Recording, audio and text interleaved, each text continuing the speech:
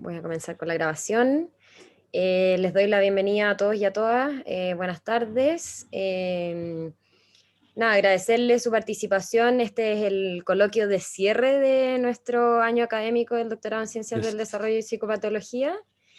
Hoy día tenemos al doctor Mario Laborda y el doctor Jaime Silva, quien lo invitó, que lo presentará brevemente. Les recuerdo que esta sesión dura aproximadamente 1 hora y media, en donde 50 minutos aproximadamente de presentación y el resto será de preguntas.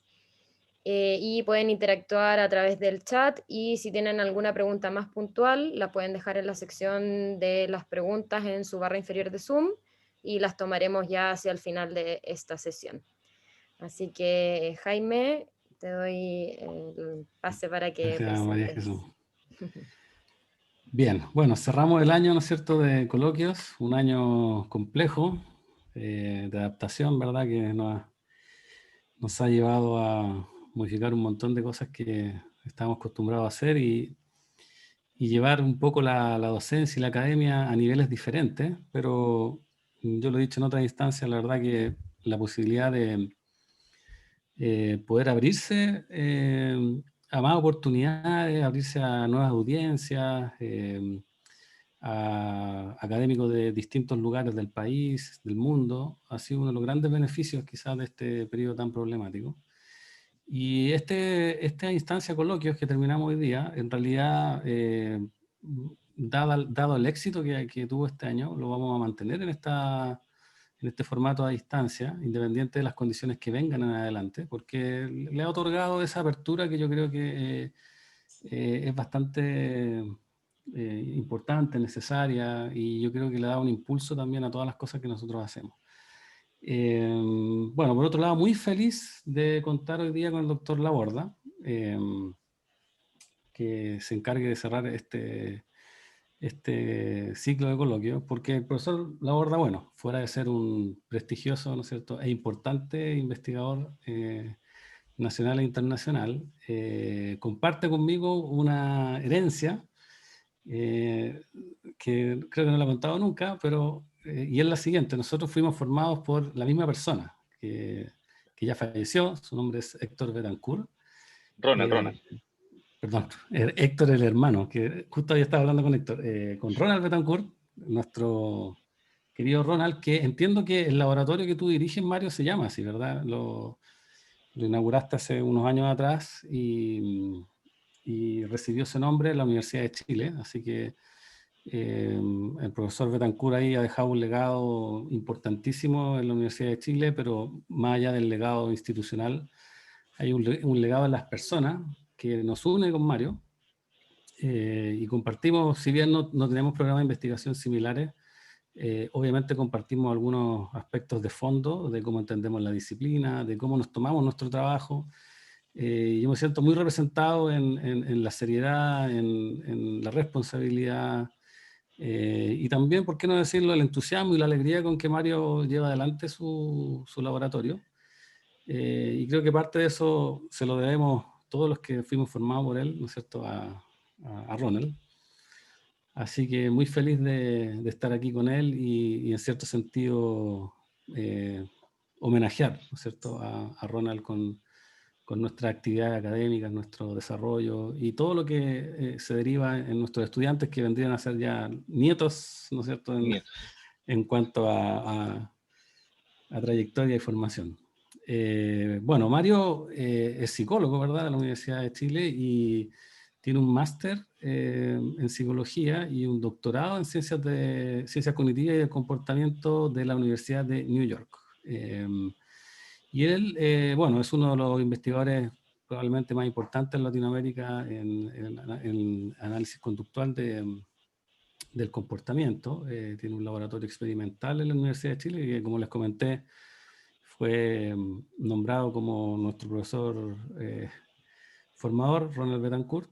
Y hoy día él nos va a hablar un poco de su trayectoria y también, obviamente, de sus intereses y cómo ha ido desarrollando investigación, con una presentación que tituló Análisis pavloviano de la conducta adictiva, ¿ya? Un tema que realmente es tremendamente relevante, no solo por por el fenómeno en sí, sino por las consecuencias psicosociales que tiene. Así que Mario, muchísimas gracias por estar aquí hoy día. La verdad que valoro mucho tu apoyo al doctorado desde el inicio. Valoro mucho también que hayas accedido a cambiar la fecha porque tocaba el día del eclipse, así que para no perder audiencia, en verdad quisimos cambiar y la verdad es que fue buena idea en realidad. Así que nada, te dejo con los estudiantes y la audiencia que tenemos hoy día y reiterarte mi agradecimiento y felicidad que tú estés aquí compartiendo tus conocimientos con nosotros, Mario. Te agradezco mucho, Jaime. Muchas gracias a ambos por la invitación. Es un gusto. ¿Me recuerdas cuánto tiempo tengo para hablar, perdón? Para no pasarme. 50 minutos aproximadamente. Ya, si me llego a pasar me detiene, no tengo para qué pasarme. Agradezco la introducción, Jaime, te pasaste. El profesor Betancourt, ¿no es cierto?, nos enseñó hartas cosas, y entre las cosas que yo heredé de él, además del laboratorio, que tienes razón, ¿no es cierto?, es la línea de investigación que les voy a presentar hoy. Esto nace con el trabajo doctoral del profesor Ronald. Así que sí, será parte nos acompañará de todas maneras a lo largo de la presentación. Fantástico. El profe Beta.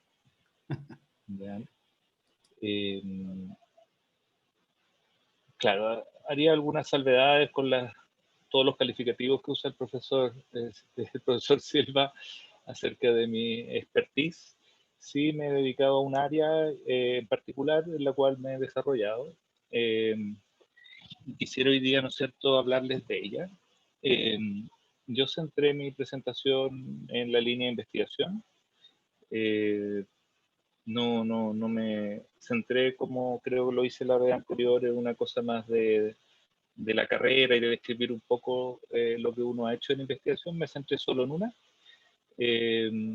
Pero contarles, ya que Jaime me introdujo de esta forma, que todo lo que les voy a hablar es un trabajo colaborativo, algo que aprendimos de Ronald, que tiene razón Jaime. El laboratorio lo nombramos con su nombre en 2014, luego de que fallece prematuramente, era un hombre joven. Y hoy en día creamos un alero mayor al laboratorio, que sería un núcleo de investigación en psicología y psicopatología experimental, donde pensamos proyectarnos a proyectos más asociativos, ¿no? Y ahí, ¿no es cierto?, nos abrimos en estas líneas de investigación que están entre lo básico del comportamiento y lo aplicado, ¿no? Eso es lo que nos interesa y esa sería un poco la psicopatología experimental. Me disculpo que la presentación está en inglés, que me imagino que no es problema, pero la última vez que la dicté la traduje y ahora esta es la más actualizada, así que tuve que hacerlo así. En la verdad, nos vamos a centrar en la línea de investigación acerca de la tolerancia, no de todas las drogas, sino de la droga etanol, el alcohol. Les voy a explicar, ¿no es cierto?, la perspectiva pavloviana de hoy en día. ¿Qué pensamos? ¿A qué nos referimos cuando hablamos de condicionamiento pavloviano? Ustedes son todos y todas profesionales ya, la mayoría deben ser psicólogos, psicólogas, formándose ahora en un doctorado. Pero me late, intuyo, que a menos que se hayan dedicado a esta área del condicionamiento, deben tener una visión bastante antigua de lo que es el aprendizaje pavloviano. Así que una pequeña actualización muy breve de a qué hablamos por condicionamiento pavloviano hoy en día. También vamos a hablar de la tolerancia a las drogas y cómo el punto de vista pavloviano entiende esta tolerancia a las drogas.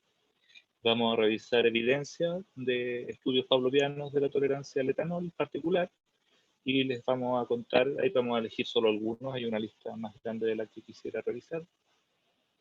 Y de ahí les cuento un poco de para dónde se dirige nuestra investigación actualmente.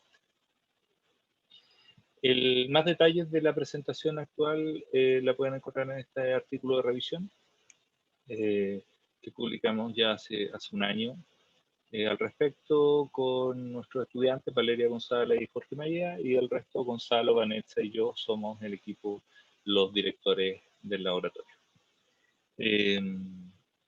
Somos codirectores, ¿no? Para un poco esquematizar esto del trabajo colaborativo que tenemos, en realidad somos coinvestigadores, y en una forma media romántica nombramos al profesor Betancourt director a perpetuidad del laboratorio, así que no hay director, es Ronald.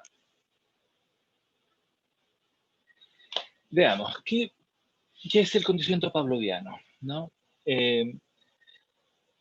Si los organismos, nosotros incluidos, los humanos incluidos, ¿no es cierto?, aprendiéramos solamente por procesos no asociativos, como no, la habituación, ¿no es cierto?, un estímulo que se repite constantemente, nosotros decimos nos habituamos, ya no lo sentimos, son aprendizajes muy simples. O la sensibilización, que sería lo contrario, ¿no?, estimulaciones que nos hacen prestar atención repentinamente. Nuestro repertorio sería demasiado limitado para subsistir en un mundo cambiante, como ha demostrado ser el mundo en que vivimos. Es necesario aprender a responder a las novedades del ambiente y aprender a predecir ¿no es cierto?, sus regularidades. Ahí es donde aparece, ¿no es cierto?, el condicionamiento. Luego yo les compartiré las slides. En todas las slides, disculpen, hay bibliografía en la parte inferior de trabajos casi todos propios, donde un poco reforzamos las cosas que les voy contando. Entonces, el condicionamiento aparece como esta herramienta adaptativa para aprender, ¿no es cierto?, relaciones entre eventos, regularidades entre eventos de este ambiente cambiante. Entonces sería un aprendizaje asociativo en el sentido de que dos o más estímulos se asocian en una relación predictiva. Es un análisis, en definitiva, si lo ven, cognitivo, ¿no? Uno aprende que un evento predice la ocurrencia de otro. Y esa asociación le llamamos pavloviana. Claro, esa visión cognitiva del aprendizaje pavloviano les debería de alguna manera parecer novedosa. Lo que nos enseñan cuando aprendemos superficialmente acerca de este tipo de investigación es acerca de los estudios iniciales de Pavlov, ¿no es cierto? Y luego, ¿no es cierto?, nos quedamos con el ejemplo de la salivación de un perro que aprende a salivar condicionadamente, pero no aprendemos, ¿no es cierto?, cuál es la actualidad de este tipo de investigación. En el ejemplo original, Pavlov, un fisiólogo, estudiando, ¿no es cierto?, la fisiología del sistema digestivo en un modelo animal, en perros, descubre que estos animales, ¿no es cierto?, estaban mostrando señales de respuestas anticipatorias a la comida. Lo normal, lo natural, sería que al alimentar un animal, un organismo, salive en el momento de que la comida se otorga. Y la salivación, ¿no es cierto?, serviría en el proceso digestivo. Dado que estos perros mostraron salivaciones anticipatorias a la comida, en respuesta a las claves medioambientales que precedían la alimentación, Pavlov descubrió este fenómeno, que denominó, ¿no es cierto?, condicionamiento o secreciones psíquicas, también le llamó en algún momento. Luego su línea de investigación en general usó este modelo de salivación condicionada. Estímulos que preceden la alimentación, ¿no es cierto?, provocan salivación condicionada en antelación a la comida.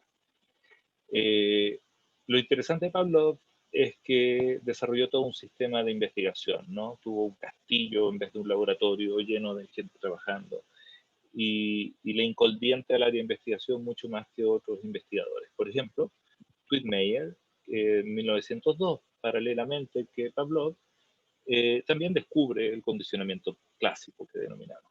Lo descubre en estudiantes universitarios en Estados Unidos y en ese caso se condiciona el reflejo, ¿no es cierto?, rotular de la rodilla que se mueve cuando se le golpea. Y eso fue condicionable a un estímulo externo. Sin embargo, eso es un dato anecdótico. Tweedmeyer no desarrolló la línea de investigación y, bueno, por eso hablamos de condicionamiento pavloviano en vez de Tweedmeyeriano o algo por el estilo. Esa es la visión antigua, ¿no? Una visión desde la fisiología, una visión que tuvo su énfasis a principios ya de 2 siglos atrás, ¿no es cierto? Perdón, del siglo pasado, al principio. Una visión que dio mucho lugar a la investigación básica a lo largo de décadas y décadas. Sin embargo, ya alrededor de los 60 o 70, la perspectiva con que se investigaba el condicionamiento pavloviano comenzó a cambiar a una visión más bien cognitiva y también también de neurociencia, ¿no? En mi caso yo soy más heredero de la parte cognitiva, pero esas dos partes persisten hoy día. Hay gente que estudia el condicionamiento pavloviano a un nivel neural y otros a nivel conductual, pero con una epistemología más bien cognitiva, y en animales humanos y no humanos. El, el investigador norteamericano Robert Rescorla, que está en la slide que presento, ha sido probablemente quien ha aportado más al estudio de lo pavloviano con esta perspectiva cognitiva. Falleció recientemente este año, el año pasado. Y el 88 él publicó un artículo que un poco nos explica cómo cambia la perspectiva. Ese artículo se llama El condicionamiento pavloviano no es lo que usted cree que es. ¿Por qué, dice él, escribo este artículo? Lo escribo para contarle a la gente que piensa que el condicionamiento pavloviano es salivación condicionada y nada más, solo reflejos, solo respuestas simples, para explicarles que esto ya ha cambiado y que hoy en día la visión moderna, ¿no es cierto?, dista mucho de esa inicial. Para Rescorla, en resumen, el condicionamiento sería el aprendizaje que resulta de la exposición a relaciones entre eventos del medio ambiente, una forma, la forma más relevante o fundamental por la cual los organismos, incluidos los humanos, representaríamos la estructura del mundo.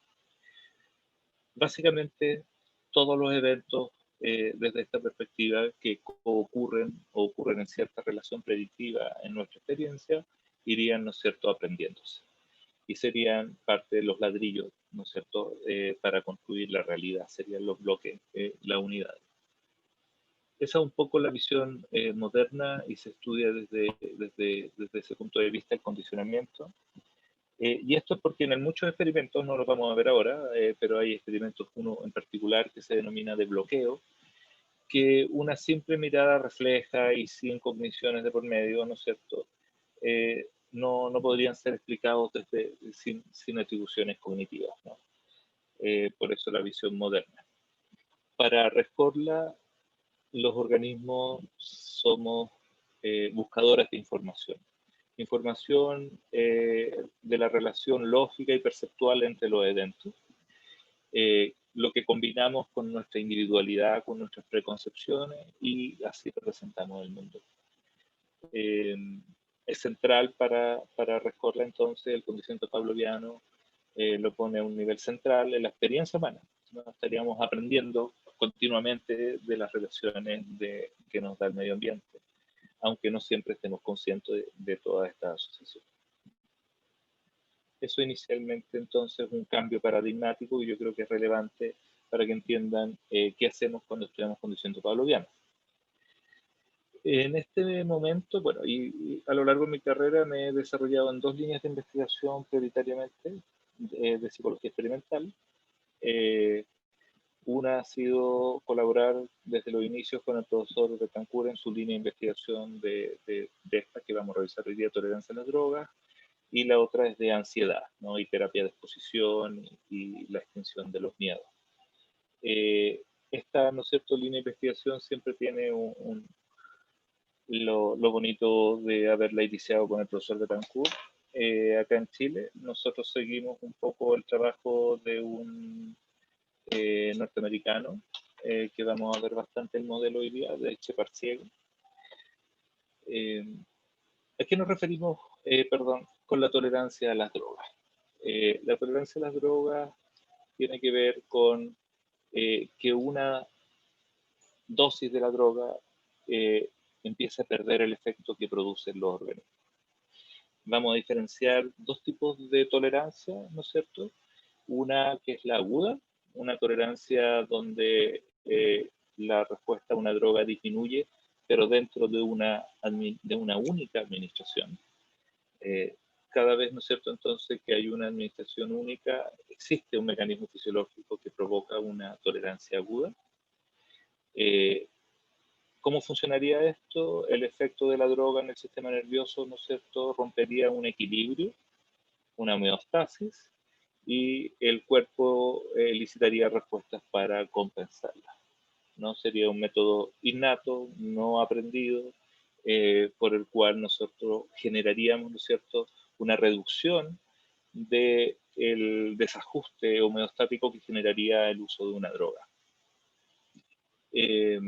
La versión crónica de la tolerancia, entonces, es cuando consumimos de forma crónica o reiterada las drogas y nosotros, ¿no es cierto?, las situaciones de consumo comienzan a adquirir, ¿no es cierto?, un poder sobre esta tolerancia. Este tipo de tolerancia sería en naturaleza asociativa, sería donde el condicionamiento pavloviano, ¿no es cierto?, tiene su influencia. El análisis pavloviano que veremos luego, ¿no es cierto?, la tolerancia a la droga aplica a muchas drogas, ¿no? La literatura sugiere que esto aplicaría sin duda a la cocaína, a la heroína, a las benzodiazepinas, morfina, speedball, que entiendo sería heroína con cocaína, oxicodina, y también al alcohol, que es donde nos vamos a centrar. Bueno, y ahí hay una humorada con la nueva droga chilena que apareció un tiempo atrás, mentolato.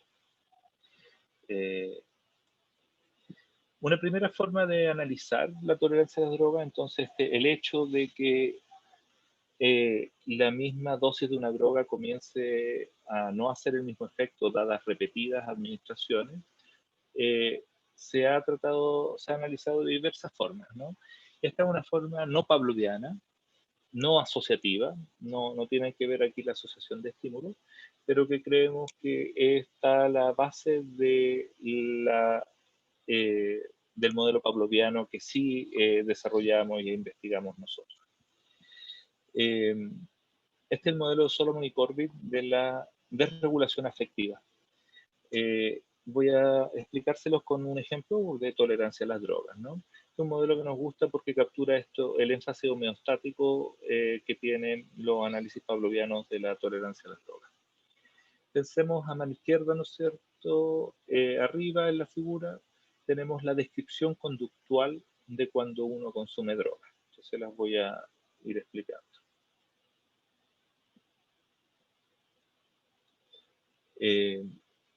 Esta sería la descripción conductual, ¿no es cierto?, de cuando uno consume droga por primera vez, digamos.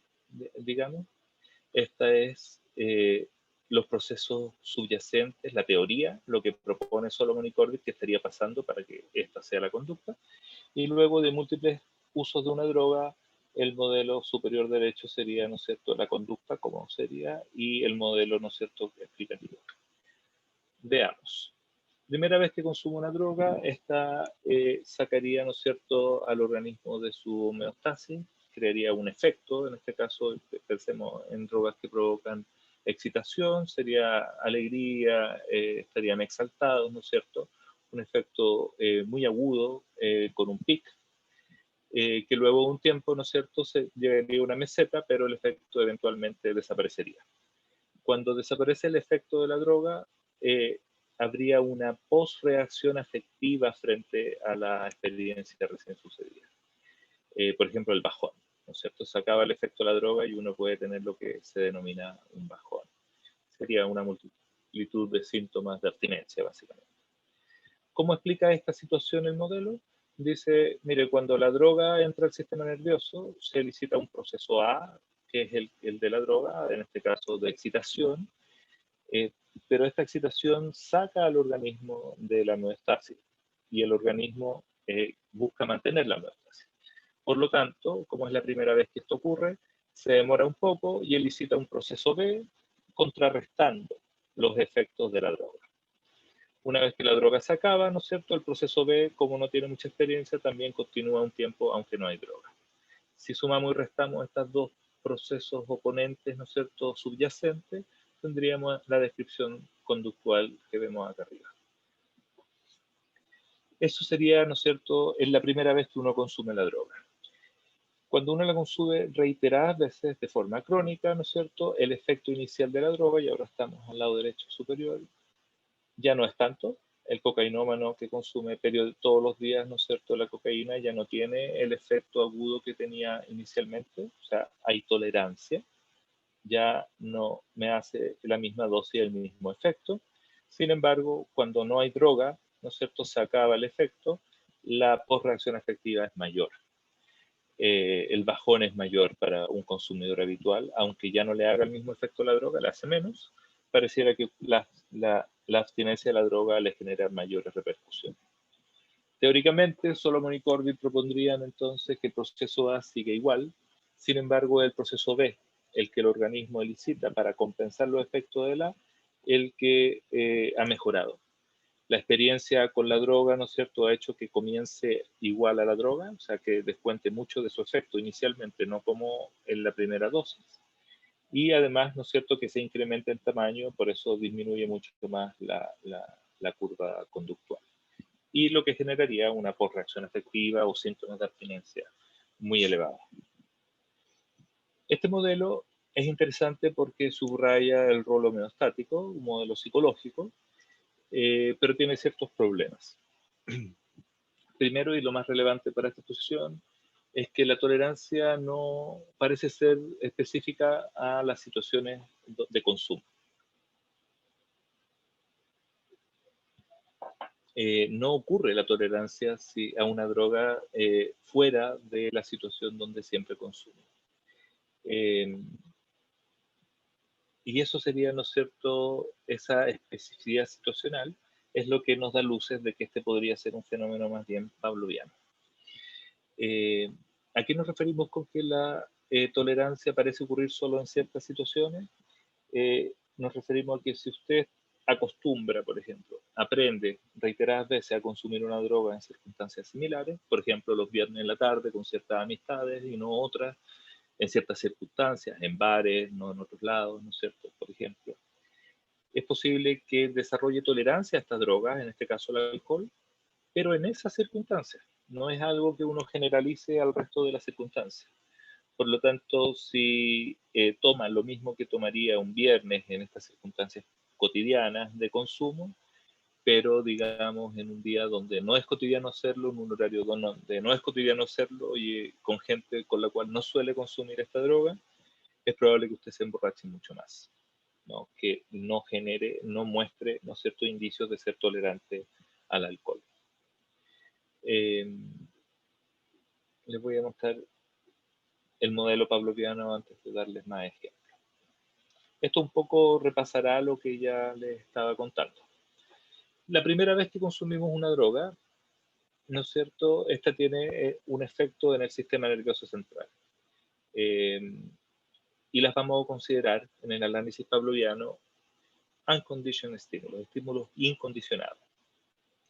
¿Qué es lo que pasa cuando uno toma alcohol, por ejemplo? El efecto del alcohol en el sistema nervioso central es múltiple, ¿no? Causa muchos efectos. Algunos de ellos son la descoordinación motora y una disminución de la temperatura, hipotermia. Eso pasaría naturalmente, la droga causaría en el organismo. El organismo por sí mismo, ¿no es cierto?, responde de forma incondicionada, innata, sin entrenamiento, para contrarrestar estos efectos de la droga. Y serían las respuestas incondicionadas a la droga. Estas respuestas incondicionadas serían las responsables de generar la tolerancia aguda de la que hablaba. La tolerancia, ¿no es cierto?, dentro de una única administración.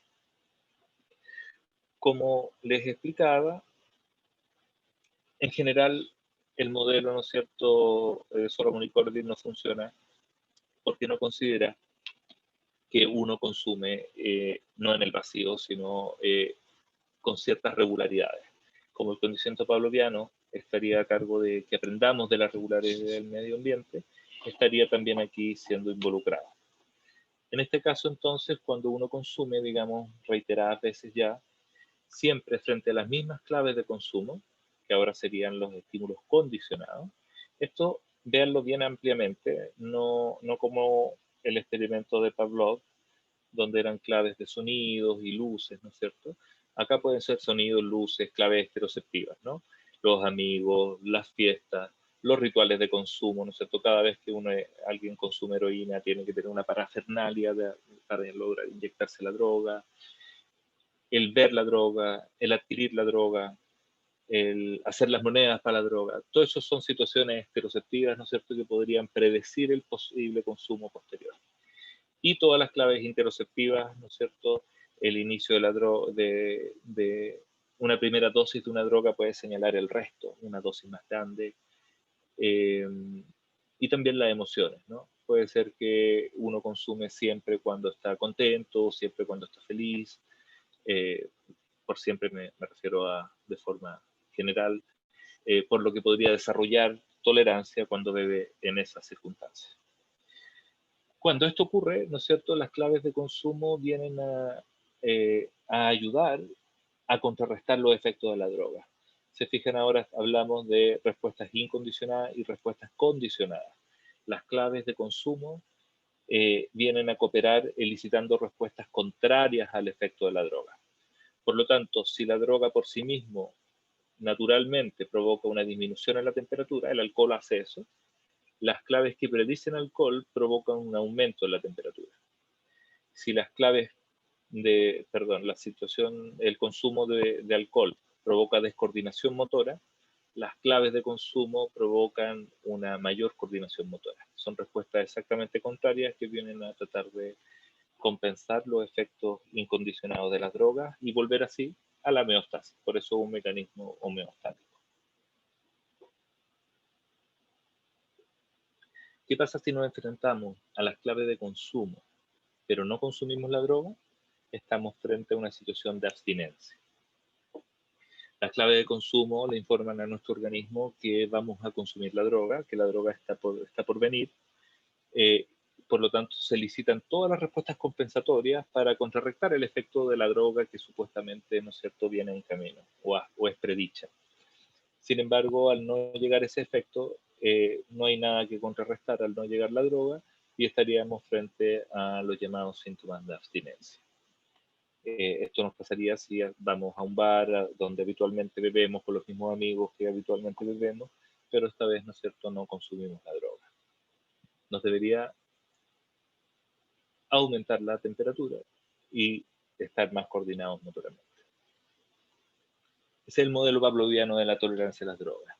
En palabras, ¿no es cierto?, vamos a repetirlo un poco. La primera vez que un organismo consume una droga, su efecto es considerado como un estímulo incondicionado y también incondicionadamente se elicitan o provocan respuestas compensatorias de este efecto. Este es el organismo funcionando con muy pocos, ¿no es cierto?, componentes psicológicos, ¿no? Una respuesta innata al dejar la homeostasis. Como uno suele consumir las drogas en un lugar habitual, el bar, bueno, las características de los tragos, de preferencia, los amigos, estados emocionales, estas claves, como ocurren con el consumo de droga, vienen a predecirlo y por lo tanto funcionan bastante como el modelo pavloviano de la salivación anticipatoria para la comida, para ser más efectivo en procesar la comida. Esa salivación es adaptativo. Aquí sería para, ¿no es cierto?, compensar el problema de que nos sacaría las drogas de la homeostasis o equilibrio del organismo. Entonces, todas estas claves vienen a cooperar para elicitar esa respuesta. El modelo sugiere entonces, ¿no es cierto?, que sería contexto específico, uno sería tolerante a ciertas situaciones.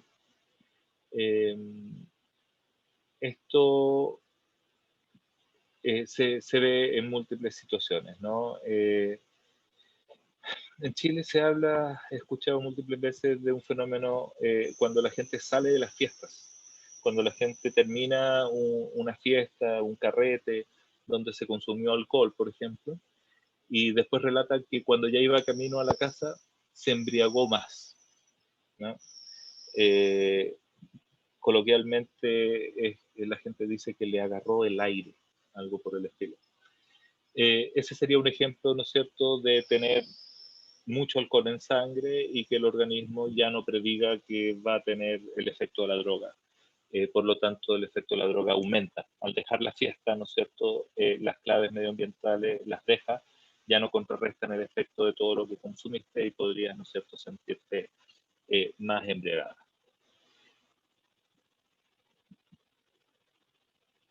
Aquí está el modelo de otra forma, un poco juntando la teoría de los procesos oponentes que carecía de el concepto del componente pavloviano. En la revisión que publicamos y en la que está basada esta presentación, ¿no es cierto?, agregamos esta figura para comprenderlo. El proceso A, la teoría del proceso A y el proceso B, lo mantenemos, el proceso B crece, ¿no es cierto?, parte antes, pero agregamos que esto sería contexto específico, ¿no? El alcohol provoca eso naturalmente una vez, ¿no es cierto?, pero luego depende el proceso B, su crecimiento y su anticipación, depende de que se presenten las claves de consumo. Si las claves de consumo se presentan, por lo tanto, habría tolerancia, estas dos curvas se restan más, y si se presentan solo las claves de consumo, pero sin alcohol, tendríamos solo el proceso B y por lo tanto solo síntomas de abstinencia. Sería de nuevo el mismo modelo, pero explicado de otra manera.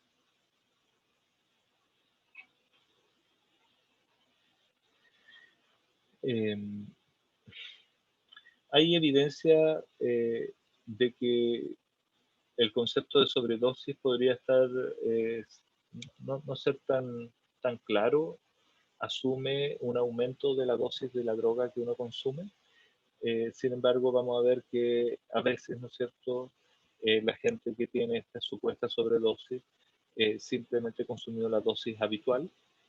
Sin embargo, lo hizo en circunstancias novedosas que podrían explicar por qué, ahora sin las respuestas compensatorias, recibieron, ¿no es cierto?, efectos quizás incluso letales. Eso le denomina sobredosis enigmática. Ya más adelante hay un ejemplo.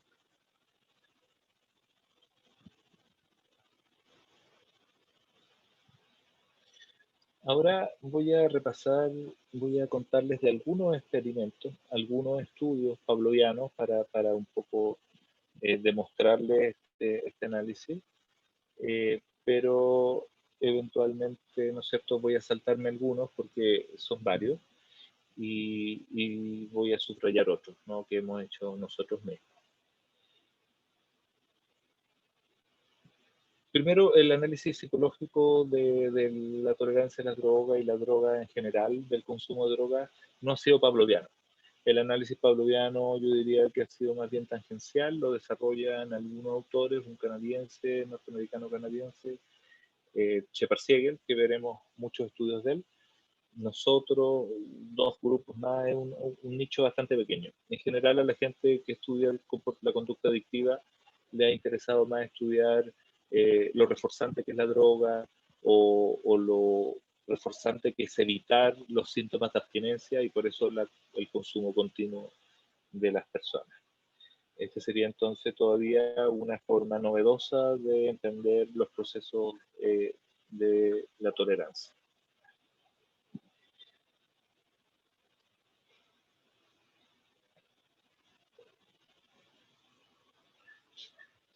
Las primeras evidencias de que existiría esta tolerancia asociativa las reporta este autor, Paulus and Campbell, en finales de los 70.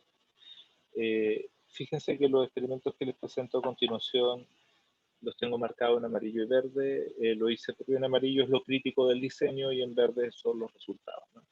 En este caso son estudios con ratas, vamos a ver estudios con animales humanos y no humanos, en este caso con ratas.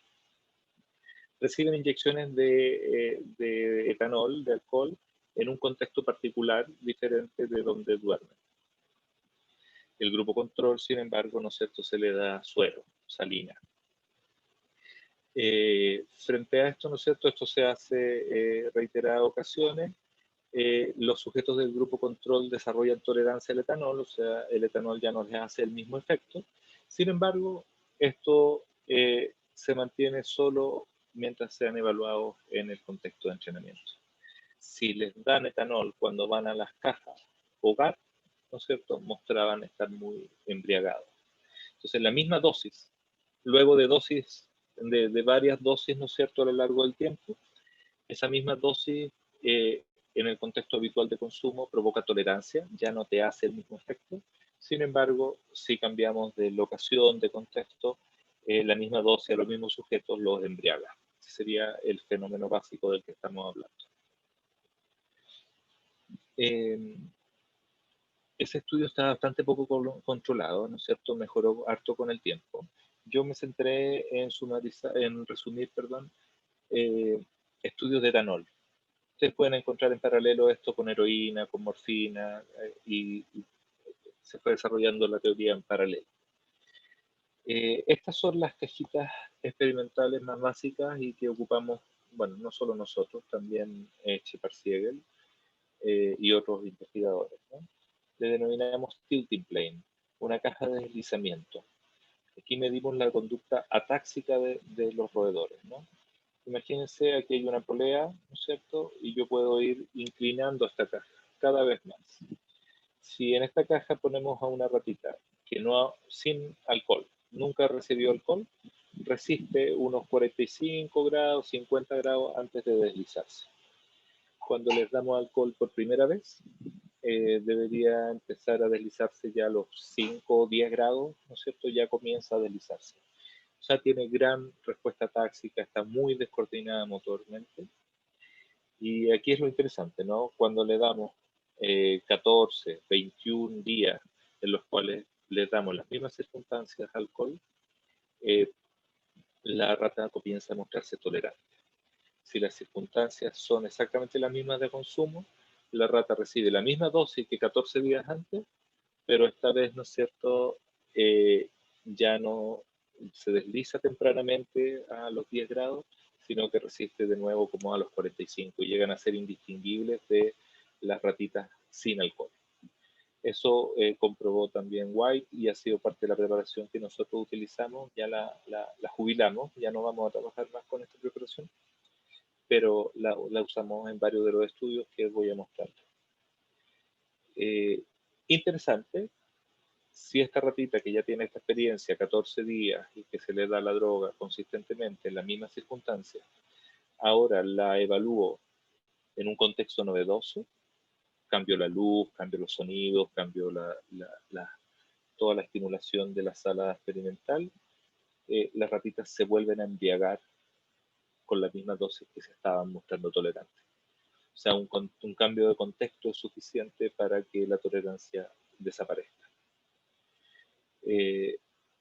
Eso es el efecto básico de la adquisición de la tolerancia al etanol, en este caso mostrado por la respuesta de coordinación motora.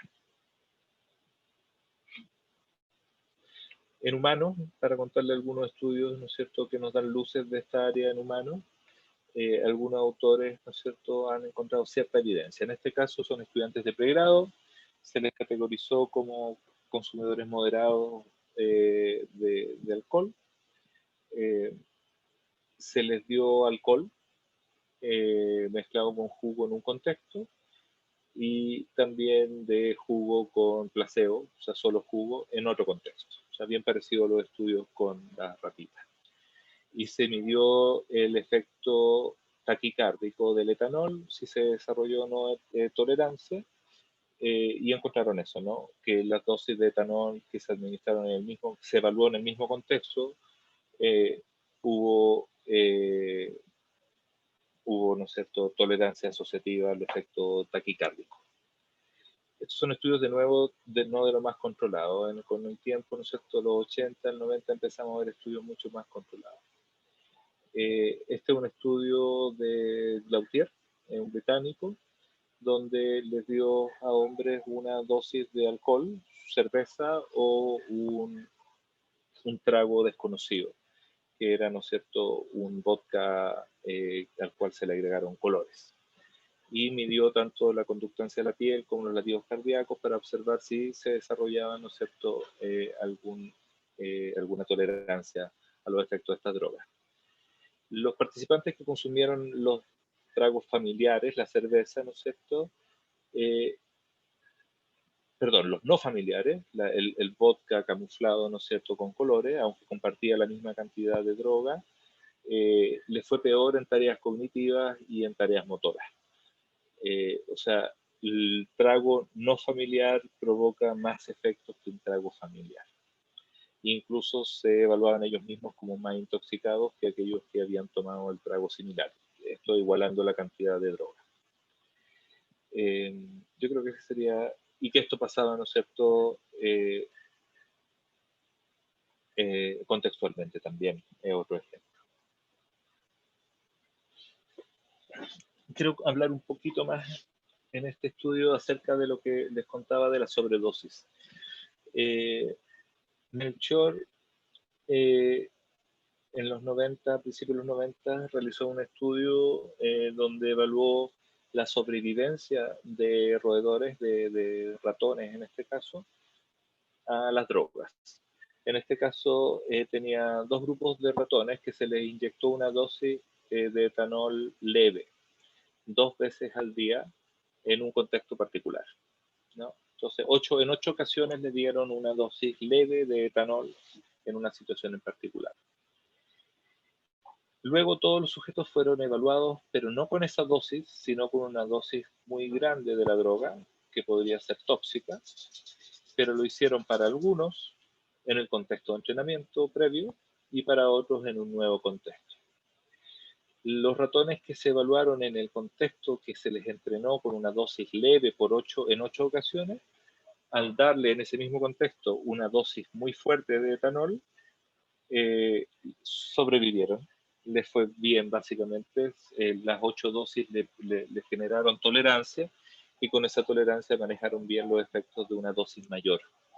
Sin embargo, los sujetos que fueron testeados en un contexto diferente, solamente la misma dosis, tenían la misma experiencia, solamente ahora se les dio la dosis fuerte en un contexto nuevo y estos murieron. O sea, el efecto, la toxicidad de esa segunda dosis era tal y no tenían, ¿no es cierto?, las claves pavlovianas para prevenir al organismo y por lo tanto tuvieron efectos tóxicos mayores, ¿no? Para un poco graficar lo dramático de este tipo de efectos.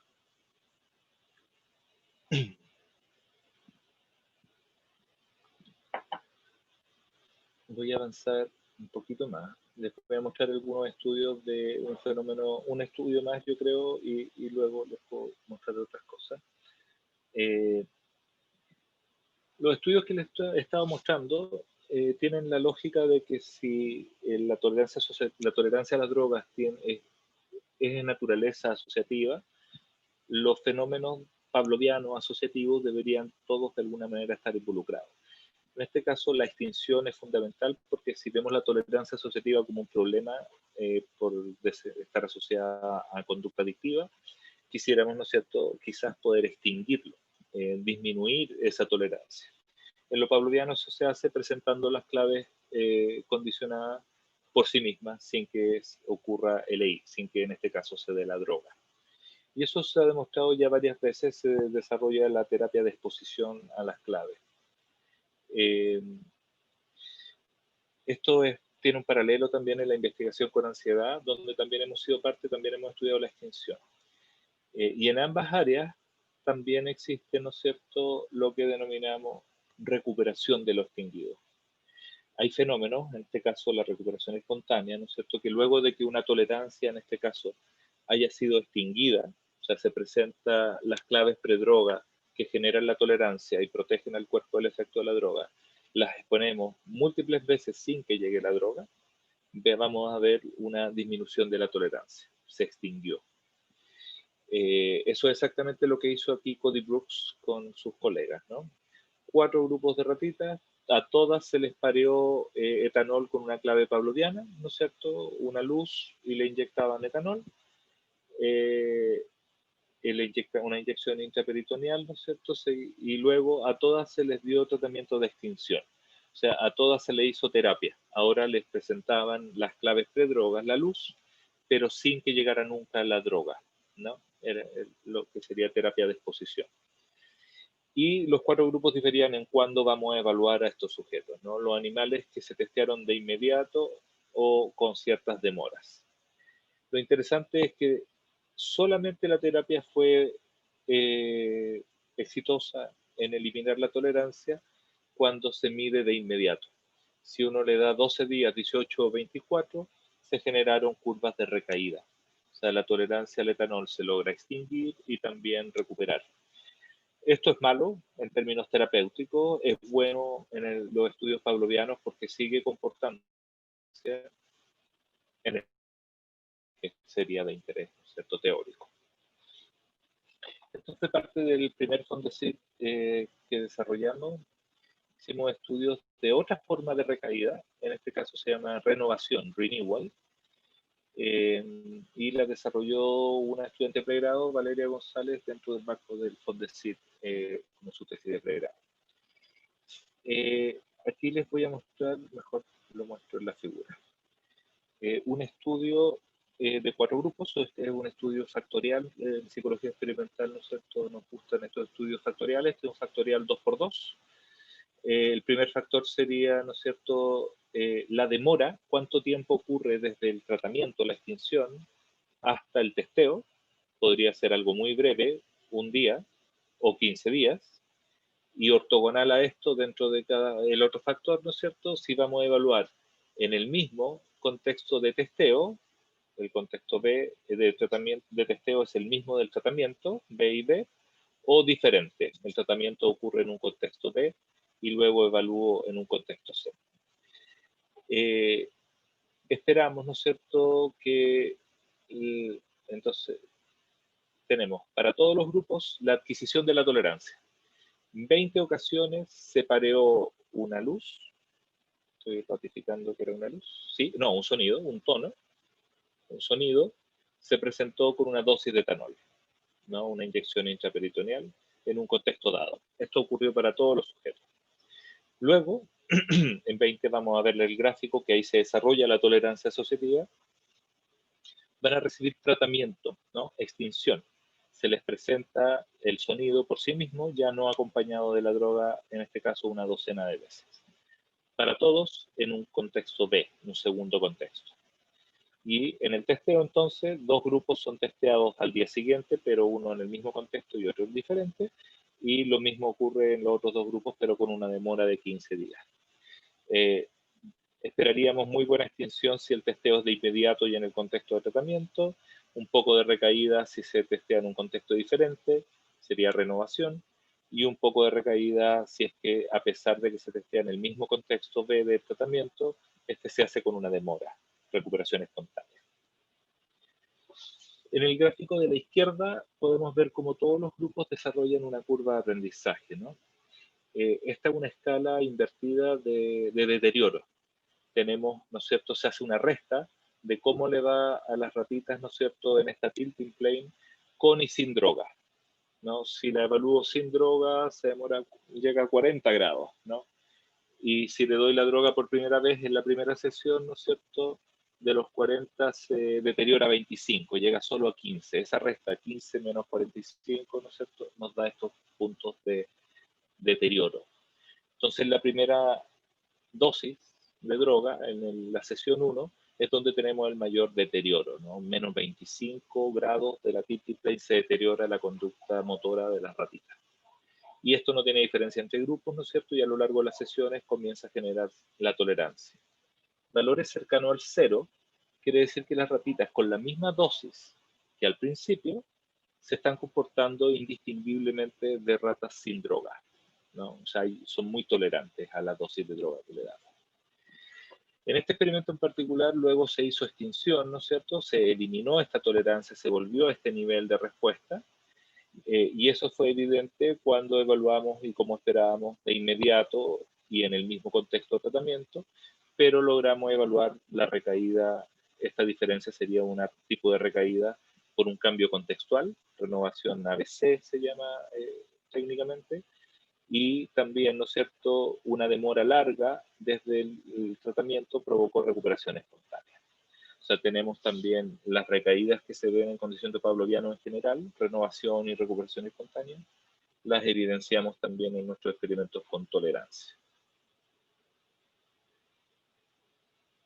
Y Finalmente, en ese mismo experimento, y con esto termino la parte experimental propiamente tal, hicimos un segundo experimento. Dijimos, si la tolerancia a la droga entonces la podemos extinguir, sin embargo hay recaídas, desde un punto de vista terapéutico quisiéramos que esas recaídas no existieran y que pudiéramos disminuir la tolerancia a las drogas y que eso fuera más permanente en el tiempo. En este experimento entonces evaluamos dos técnicas para que la extinción del tratamiento, llamémosle, sea más efectivo. Primero, luego de todos los grupos, luego de parear un sonido con la dosis de alcohol en un contexto, desarrollaron tolerancia, les dimos un tratamiento a esa tolerancia. Y luego testeamos a todos los grupos en una situación que esperamos que recaigan mucho, en otro contexto. Renovación. El primer grupo recibe entonces tratamiento en un único contexto, contexto B, y una cantidad moderada o pequeña de tratamiento, 12 ensayos. Un segundo grupo recibe 5 veces más tratamiento a pesar de recibirlo en un único contexto. Los otros dos grupos reciben el tratamiento en 3 contextos diferentes, uno muy poco de ensayo, lo mismo 12 dividido en 3, y el otro 20, 20 y 20. Esperamos que la extinción con muchos ensayos, que se denomina masiva, reduzca la recaída. Simplemente más ensayos de extinción deberían reducir la posible recaída. También otro fenómeno que se ha encontrado en la ansiedad es que la extinción es más efectiva cuando se realiza en contextos diferentes. Aquí también queremos, ¿no es cierto?, prevenir la recaída gracias a utilizar la extinción en múltiples contextos. Los resultados de adquisición son bastante similares, ¿no es cierto? Un deterioro de alrededor de 30 que va eliminándose ya que se va generando tolerancia en todos los grupos y vemos, ¿no es cierto?, la mayor recaída, recuerden que aquí hubo extinción, la mayor recaída cuando se ocupó solo un contexto de extinción y se ocuparon pocos ensayos, y esta recaída se eliminó cuando se ocupan muchos ensayos o cuando se ocupan múltiples contextos. Lamentablemente las dos técnicas no sumaron su efecto, posiblemente por un efecto piso. Quiero dejar tiempo para que hablemos y yo creo que ya me queda poquito. Así que quiero mostrarles un poco, ese era el modelo, ese es el tipo de investigaciones que realizamos y quería mostrarles, ¿no es cierto?, para dónde vamos, muy brevemente. Estos son aportes empíricos que hemos hecho en el laboratorio a esta área. Tenemos también otros aportes más bien teóricos, pero estos son los experimentos propiamente tales con los que hemos colaborado. Llevamos, ¿no es cierto?, el modelo ahora a otras drogas. Con el profesor Betancourt siempre tuvimos la aspiración de evaluar drogas, ¿no es cierto?, diferentes al alcohol. Teníamos un interés particular en evaluar pasta base por su influencia, ¿no es cierto?, en la juventud chilena. Pero no nos atrevimos y no sabíamos mucho cómo hacerlo. Todavía no sabemos mucho cómo hacerlo, pero ya decidimos movernos a otro tipo de droga. En este caso, ya no hemos ganado financiación para proyectos que evaluemos la administración de cannabis. Este es un Fondesit regular que está activo actualmente. Lamentablemente no tenemos datos, a pesar de llevar un año, casi 2 años, debido a la revuelta social y luego, ¿no es cierto?, la pandemia, no hemos podido ejecutar el proyecto, pero se los cuento de todas maneras. La cannabis tendría, ¿no es cierto?, muchos componentes, el THC sería uno de ellos. La dosis de THC, tal como la dosis de alcohol, provoca muchos ¿cómo se llama esto?, respuestas incondicionadas, ¿no?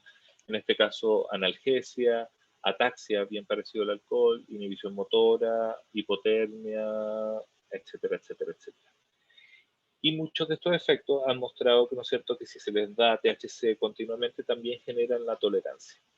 Lo que no se ha hecho es evaluar la psicología incluida en estos experimentos. En general son experimentos farmacodinámicos o farmacocinéticos, no mucho de lo que aprenden los organismos. En este caso, ¿no es cierto?, en el proyecto entonces nosotros queremos estudiar el modelo pavloviano, ver si la tolerancia al THC es específica al contexto, pero no solo eso, queremos verlo en un modelo donde los organismos que consumen son las madres. Queremos ver también el efecto que tiene el consumo materno en el desarrollo de las crías. Es un estudio que se cruza con la psicobiología del desarrollo. Vamos a trabajar entonces con madres consumidoras de THC y vamos a trabajar con sus crías para medir los efectos posibles del consumo durante el embarazo. Hemos comprado el vaporizador más caro del mundo, que está embalado y no lo hemos podido utilizar todavía, pero ya lo haremos, ¿no es cierto? Donde vamos a administrar vaporizadamente THC a madres, a ratas, ¿no es cierto?, preñadas, para así exponer a las crías y lograr evaluar posteriormente si es que tienen facilidad para desarrollar tolerancia. Es un poco una línea de investigación que debería dar luces directas de salud pública y tomar medidas. Sabemos el daño que hace el tomar alcohol en el desarrollo intrauterino. Sin embargo, drogas como la marihuana se suelen hasta promover como ansiolíticos natural, ¿no es cierto? ¿Qué te va a hacer? Consume un poquito. Nos late que durante el desarrollo ese poquito puede ser bastante malo para el desarrollo de las crías. Entonces vamos a evaluar cómo les va a crías de madres que les dimos administración crónica de THC antes de gestar, también a padres antes de gestar, luego a madres durante la gestación, a madres durante la lactancia y a un grupo de madres que les daremos las 3 veces, pregestación, durante la gestación y lactancia.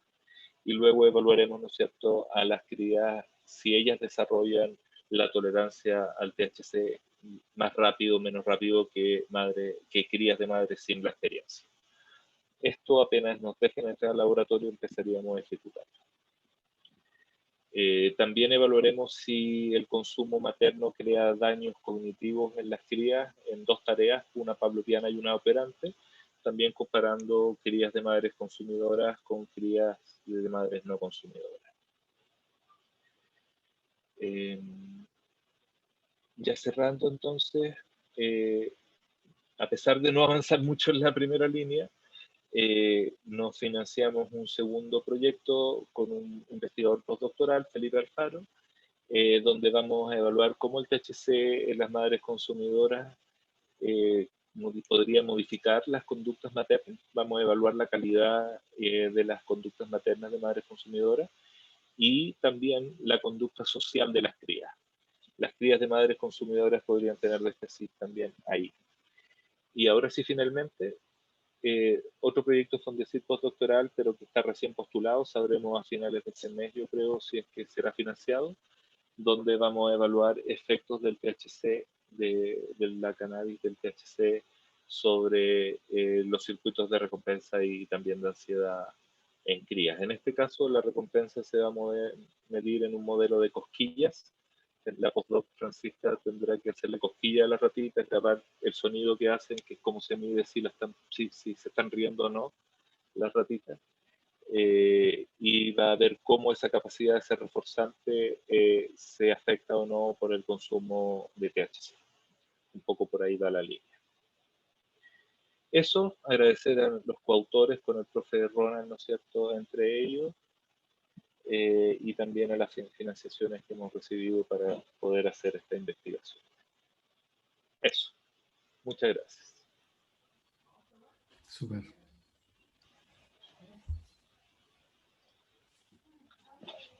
Bien. ¿Preguntas en el público asistente?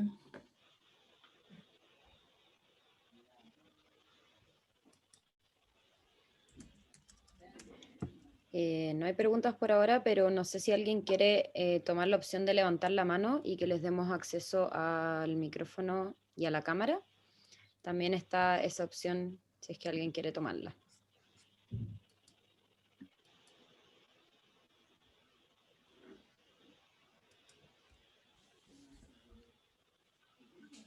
Oye, Mario, aprovechando el espacio, me acordé de unos estudios que cuando yo estaba haciendo el doctorado en psicobiología, tenía un ramo de asistente, ¿cómo se llama? Era como participar en investigación, una cosa así.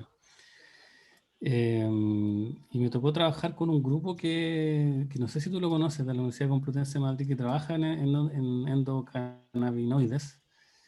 Y justamente lo que hacían era trabajar en el fondo los efectos que tenían las crías de, no sé si la palabra correcta es madres, pero madres que habían sido tratadas con THC, ¿verdad? En cantidades bastante altas, en el fondo. Y uno de los efectos que me acuerdo que yo participé de esos estudios era bien interesante porque ellos están estudiando el efecto en la función de la amígdala cerebral. Okay. Y lo que se veía ahí es que estas ratitas tratadas con, o sea, las crías de madres tratadas con THC tenían una respuesta disminuida al peligro. Y, por ejemplo, las hacían cruzar en unos tubos donde hay unos gatos abajo. Y las ratitas cruzaban estos tubos como si nada ocurriera, digamos. Al contrario de las ratitas que no habían tenido ese tratamiento las madres, que efectivamente para cruzar el tubo, en realidad no se atrevían porque el tubo como era transparente, se veían los gatos abajo y no. ¿Tú has oído de esos estudios? Son como, no sé si son Estoy, conocidos. eh, estoy al tanto de la preparación, de lo que me dices del uso de gatos. Es muy chistoso, pero es real, lo he visto harto.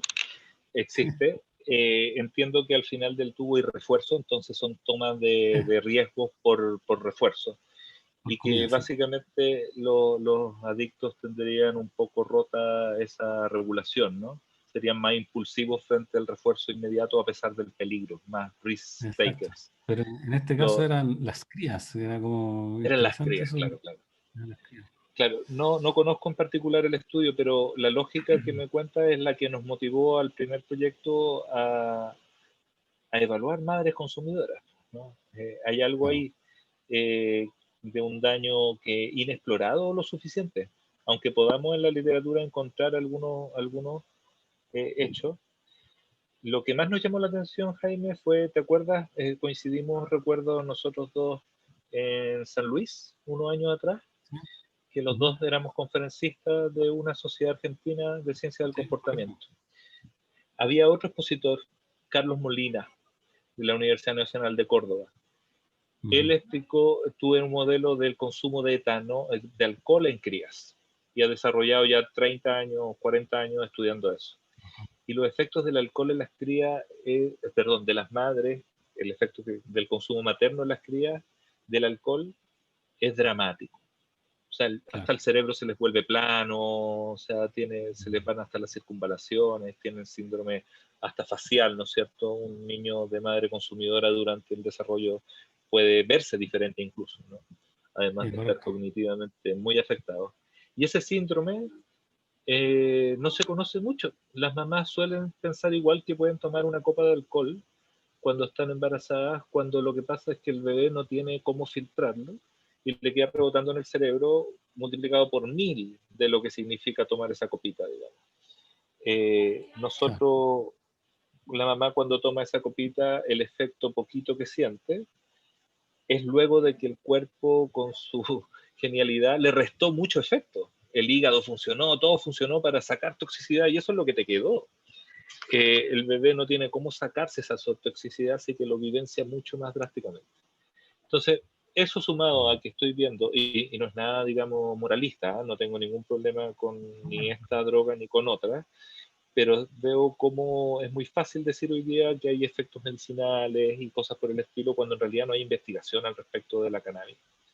Entonces, los gringos bloquearon la investigación de cannabis por décadas. Entonces, hay un hueco en la literatura inmensa ahí donde ni siquiera se le prestó atención.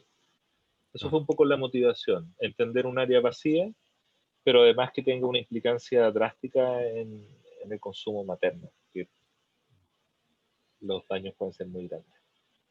Y una persona pregunta que en base a esta explicación, ¿no es cierto?, del consumo de ratas embarazadas o preñadas, eh, ¿se han podido observar efectos longitudinales? Pregunta ella o él, ¿no es cierto? es decir, en las conductas de las crías en el largo plazo, un efecto transgeneracional. Un poco eso es lo que estamos hablando, ¿verdad? Como... Se sabe poco. O sea, de hecho, la hipótesis de los nuevos Fondesit que le estaba mostrando, digamos, para saber qué le pasa a la conducta materna y a la conducta social, ya eso es una generación, ¿no? Al principio no se sabe. Por eso decidimos desarrollarlo.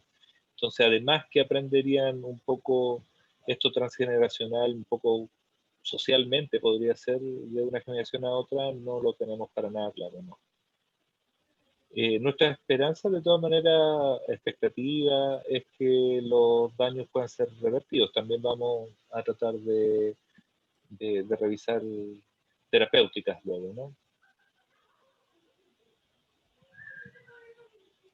Súper.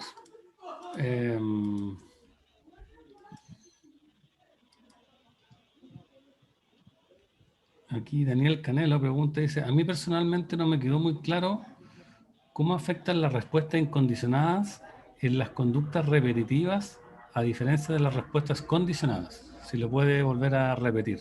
¿Se entiende? Entendería que el modelo pavloviano como que lo vuelva a explicar un poquito. El consumo de una droga funcionaría como un estímulo incondicionado, ¿no? Llega al sistema nervioso y el alcohol me provoca descoordinación motora. Ese sería el EI, ¿no? Me descoordina motoramente. La respuesta incondicionada sería lo que hace el organismo sin entrenamiento. De inmediato responde con unas respuestas coordinadas para tratar de contrarrestar el efecto. Ese es el nivel incondicionado. Es estímulo incondicionado, el efecto de la droga en el sistema nervioso central, respuesta incondicionada, una forma de contrarrestar eso naturalmente sin entrenamiento.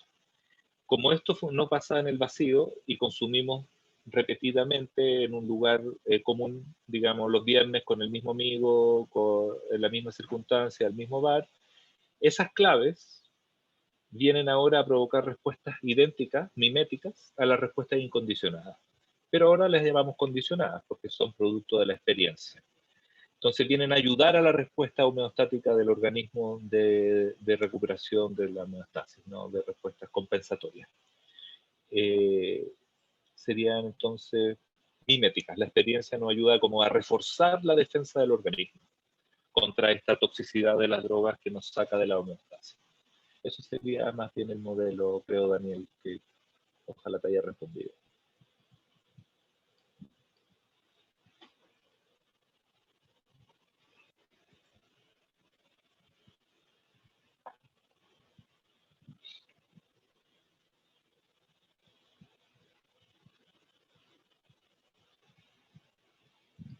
Bien. Parece que... Muchas gracias, responde ahí Daniel. Parece que ya no hay más preguntas. Mario, bueno, agradecerte. Mucho ruido aquí. Agradecerte tu presentación, como siempre, muy profunda, didáctica. Dejarte invitado, obviamente, para el próximo año para repetir, ¿no es cierto?, tu avance y ojalá para esa época podamos tener algo del estudio Fondesit que sea puro THC, claro. Como se dice, pinta bien, ¿verdad? Sí, ojalá. Y bueno, ojalá podamos también, aprovechando esta conversación, iniciar algunas colaboraciones, ya que no conocía yo este núcleo que están conformando, que tienen esta como intención, ¿no es cierto?, más transdisciplinaria, más integrativa, más de el multinivel, me imagino también, ¿no es cierto?, como buscar colaboración por ese lado. Nosotros tenemos mucho interés también en temas de conductas adictivas, quizás más en la línea de la alimentación, por ejemplo, pero yo creo que se complementa súper bien con lo que tú trabajas y tu grupo. Así que nada, por dejarte eso ahí como una inquietud, a ver si coincidimos también en algún proyecto y podemos también trabajar en alguna investigación con los chicos y chicas del programa. Del doctorado. Sí, suena excelente. Cuenten conmigo y sí, yo creo que vamos a buscar una asociatividad, ya es tiempo. Ya hay muchos factores en común ya. Ya, pues, Mario, Gracias, muchas María gracias. Jesús, por todo también. Gracias, Y María muchas Jesús. gracias, Mario, y gracias a todos los que se conectaron hoy día. Ya, Sí, que disculpen si fue muy monótono, es raro hacer esto, ¿no? Nos trae beneficios, como decía Jaime, pero también es súper raro para los expositores, así que disculpen por Todo mi súper parte en eso. todo súper bien.